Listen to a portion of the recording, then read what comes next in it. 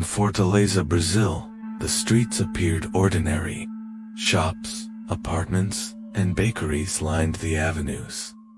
Residents carried on with daily routines, unaware that a heist unlike any other in modern history was about to unfold beneath their feet. The target, the Banco Central. The reward, over 70 million Brazilian reais in cash. But this was not a smash-and-grab robbery. There would be no guns, no explosions, no alarms triggered in panic.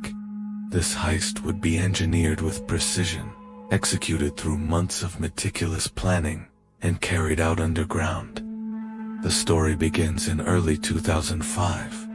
A small group of men began scouting the area. They studied every detail: the bank's location, its security measures, the habits of employees, and a nearby bakery. Why the bakery? Because it sat directly above the bank's vault. A simple cover for the most complex crime. The team rented a property adjacent to the bakery. From there, they began digging. The tunnel would extend 78 meters underground, sloping directly toward the bank's vault. It needed to be stable, ventilated, and undetectable. They had no blueprint, only observations and careful measurements. Day after day, night after night, dirt was removed quietly. Wooden beams reinforced the passage. Makeshift lighting illuminated the excavation. A rudimentary ventilation system kept the air breathable. Every element of the project was calculated to perfection. Meanwhile, locals saw nothing. Some workers might have noticed unusual activity, but the crew appeared as ordinary laborers, carrying tools in innocuous sacks, blending seamlessly into the urban environment. Months passed. The tunnel grew. It was straight, clean, and exact. The final few meters would bring the thieves directly beneath the bank's vault. Then, all they needed was the timing. And timing, they decided, would be everything. By mid-2005, the heist date was chosen. The team would enter during the weekend, when the bank was closed. Staff presence was minimal, and the risk of detection would be lower. The tunnel was completed, reinforced with timber and a layer of concrete to prevent collapse. They had even installed a simple pulley system to lift money bags quietly. The plan was almost flawless. They had considered every variable: the bank guard's patrol patterns, the vibration sensors, the emergency exits, even the weight of the currency in the vault. This was not robbery. This was engineering. Then, one Friday evening, the men entered the tunnel for the final rehearsal. Tools in hand, they crawled silently. They tested the ventilation, checked for weak soil, and ensured their exit would remain hidden. Every contingency had a contingency, and when the morning came, they executed the heist. They emerged inside the vault, and there it was, millions of reais and cash, neatly stacked, perfectly arranged. No alarms were triggered. No guards were alerted. They loaded the money into bags, used their pulley system, and carried it back through the tunnel. Over 70 million reais vanished in a single, silent operation. When investigators arrived days later, the tunnel was empty.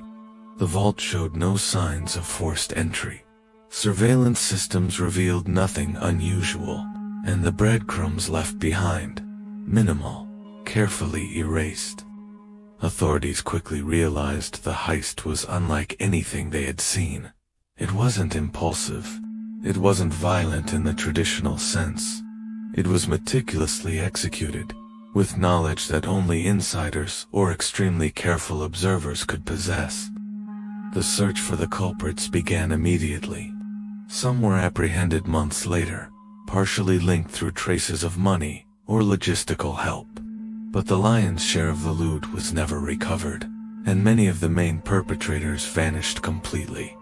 Speculation grew. Could they have sold the cash to international contacts? Buried it? or simply melted into obscurity, living comfortably off the proceeds. After the Banco Central Burglary, Fortaleza was stunned. A tunnel had been built, a vault emptied, and the heist executed with precision. It rivaled the world's most famous criminal operations. Yet, the most shocking fact remained. The thieves disappeared without a trace. The Brazilian federal police launched a massive investigation. They inspected every angle: bank staff, contractors, delivery workers, anyone with access to nearby buildings. They found some links. A few individuals were detained, questioned, and charged with minor roles. But the major organizers were gone. The heist also revealed an important truth: no plan survives without human error. And yet, this team had minimized mistakes better than most professional criminals in history. Months turned into years. Forensic teams examined the tunnel. They recovered fingerprints, shoe impressions, and even faint soil traces. Yet these pieces of evidence led nowhere. Rumors swirled about the mastermind. Some said he had experience in construction, possibly in bank or industrial projects. Others suggested ties to organized crime. The money? Missing? Over time, theories emerged. Some believe the cash was smuggled abroad in small installments. Others think it was laundered through front businesses. A few even suggest the tunnel was a practice run, and the main haul was intended elsewhere. What made the case particularly compelling to the public was the scale of human ingenuity. Unlike typical armed robberies, there were no hostages, no shootouts, no fear-induced chaos. Instead, a team of men leveraged engineering, patience, and stealth. The Banco Central Burglary became a legendary example of meticulous criminal planning. Over the next decade, investigators tracked financial anomalies, suspicious property acquisitions, and movements in the criminal underground. Still, the majority of the money was never recovered, and the tunnel.